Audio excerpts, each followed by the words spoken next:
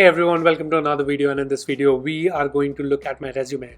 I will be looking at two resumes. The first one would be when I applied for my first job, that was Wilming Construction, and the second one would be while I was applying for my more recent job, that is in DPR Construction. Now, these resume format is picked up from MIT's website. This is consistent all over. You might think that there's not much jazz, but I'm telling you, this is what they're looking for. They look at thousands of resumes and they need to ensure that these resumes are consistent. So make sure you have this sort of format. You might also have a doubt, what's the difference between CVs and resume? I'm going to link that in the description. CVs is more academic focused, whereas the resume is more job focused. Let's break down my resume and get it going. So what I do is, with my resumes, I divide it into 6 parts: introduction, objective, experience, education, softwares which I've used, and like technical skills and contributions. And you can use the same thing, you can use the same format. A couple of things which I'd like to mention beforehand is that, hey, having more numbers on your resume looks good. If you are working in construction, having an additional document with all of the projects which you have done before, with some of the pictures, is going to look good as well. And using power verbs is going to be really good.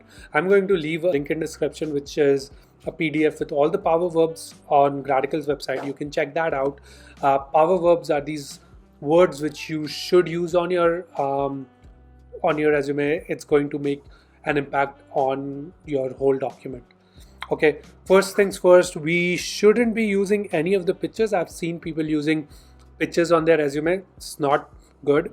Now I have my name here, definitely big font, just to ensure that they see it. One thing which I have not done here is having this email as a hyperlink, because everybody is looking at resumes on the computer. So have a hyperlink so that they can just click it and send you an email. Same with the phone number. User for US phone number, still mention +1 here. Just a good practice, Now in the objective, I know a lot of people mention motivated and skillful and this and that. I usually like to keep it clean that, hey, I'm a graduate student at BCM program at Purdue. I tend to mention Purdue just because, of course, it's going to stand out. And I have an undergraduate degree in civil engineering as well.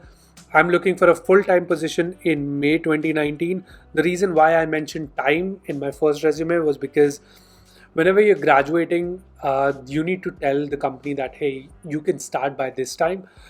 And companies, while they are looking for people, they want you to get on board as quickly as possible. Now, in my case, I joined in August, even when I mentioned that I could join in May or June, just because my EAD didn't show up and my company was really understanding. My previous company was really understanding for the fact, because EADs were just delayed during that time.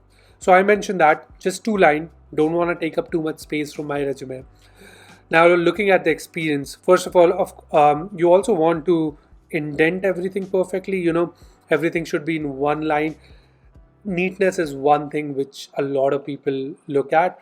What I did in this and every resume of mine is making margins smaller so that I can fit in more stuff. I usually mention my role and the company in bold and italics, and the location just in italics. It just stands out that what position you worked at. Now, one more thing which I've seen people doing is that they don't mention the location they have worked in. So they wouldn't mention India, right? Or they wouldn't mention that they have worked in Rhode Island. They just keep the title and the company.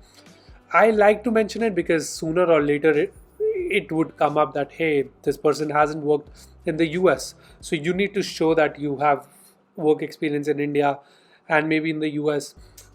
It's better to clear the air out before than later, sooner or later. Now, you can always do A/B testing, right? You can always send out 15 resumes without the locations and 15 resumes with the location and see which works better for you. There are many factors which works. Now, the reason why I've mentioned or I've underlined these words is because these words are weaker verbs. As mentioned before, you should use power verbs. Link in the description for the document.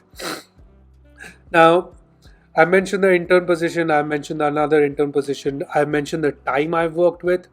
just because I like to keep it in a chronological order, most recent to least recent to the later part of your life. Keep it that. Now, the reason why I have experience first as compared to the education is because I knew the company is coming to the career fair.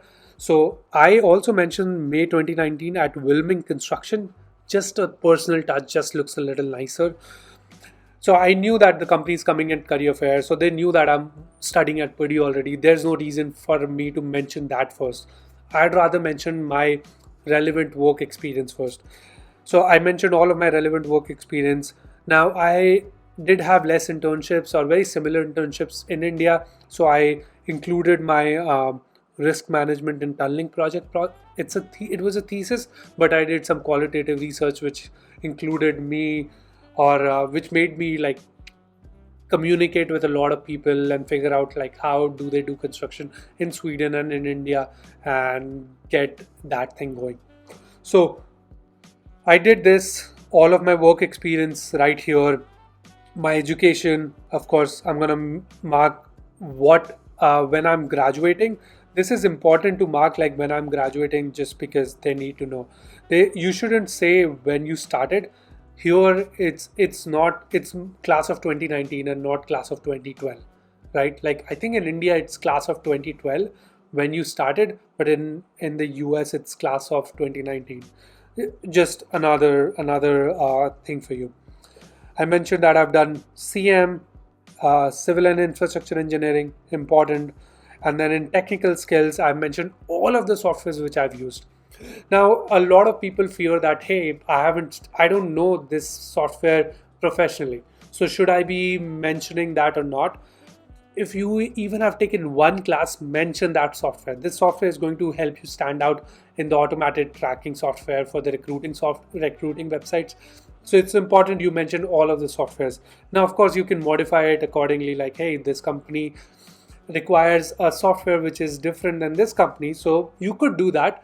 But again, mention all of the softwares. It is going to help you. So I've mentioned all of the relevant softwares.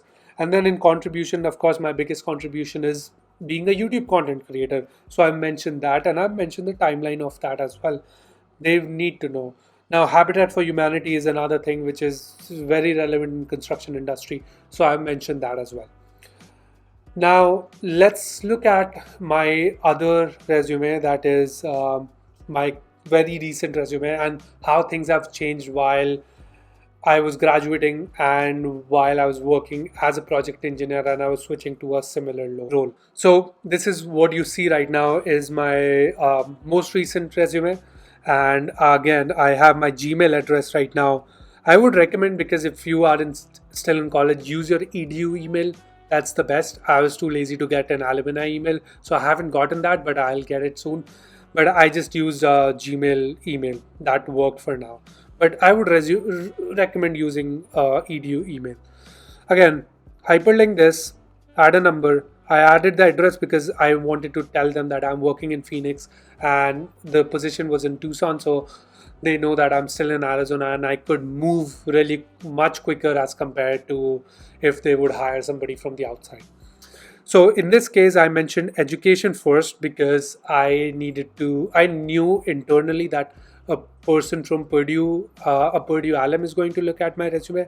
So I knew that I need to show that I'm a Purdue guy.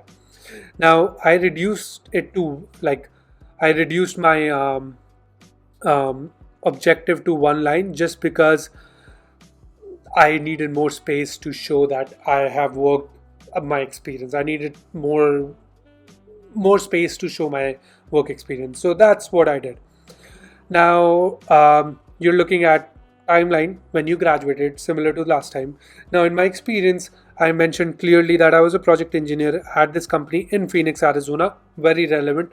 I've cleared up. If you compare my previous resume to this resume, I'm going to leave these resumes link in the description as well so that you can download, and you want to copy, you do whatever you want. This DPR Construction was my dream company. I've gotten it. I'm really happy with it, honestly.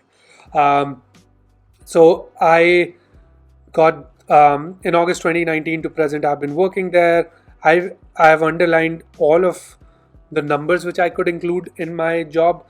While I was looking at the job duties for this job, I knew exactly what to put in my resume, so it made it easy. And I looked at job duties like, hey, these guys are looking for somebody who has RFI experience, who has submittal experience, and this is something you should do as well. If you have relevant experience in India, you should be writing the job duties, you should be modifying the job duties according to the job duties which have been posted. Indeed.com, I have mentioned that in a previous video of mine, is a great resource. You should go there, look at the job duties for a software engineer or of a maintenance engineer or a business analyst, and modify your resume according to that. I modified it according to that, like literally MP. I usually write MEP, but in the job duty it said MPE, so I wrote MPE. 3 week look aheads was another thing which was in the job duties, so I mentioned that in the job duties as well. Now, all of these things, including plus the projects I've done with Wilming, along with my resume, I also added a document of all the projects, like the pictures of all the projects and square feet and the cost of the projects which I've done, just because I wanted to do something extra. It was just something which I wanted to do extra and made sense at that time. Of course, the timeline you need to add, just some more things. And then in technical skills, I modified as compared to my last resume. I reduced it a lot because I knew that they don't need eQuest, they don't need Navisworks, they need these softwares exactly, and that's what I want to add. In terms of contribution, I still have the Habitat for Humanity and my YouTube content creator tag. So this is my ultimate resume, right? I don't want to add a picture. It's clean, it's in chronological order, it's perfect. Okay, it's very much relevant to the job duty they posted, and it just worked. Thank you so much, guys, for watching this one. I hope you found something useful out of it. I just want to make sure that even if you picked up 3-4 things from this video, that's going to be relevant for me. Of course, all of the videos on LinkedIn and job research which I've made previously, I'm going to leave that in link in description so that you can check it out. And yeah, these are my resumes, and until then, I'll see you in the next one. Take care, everyone.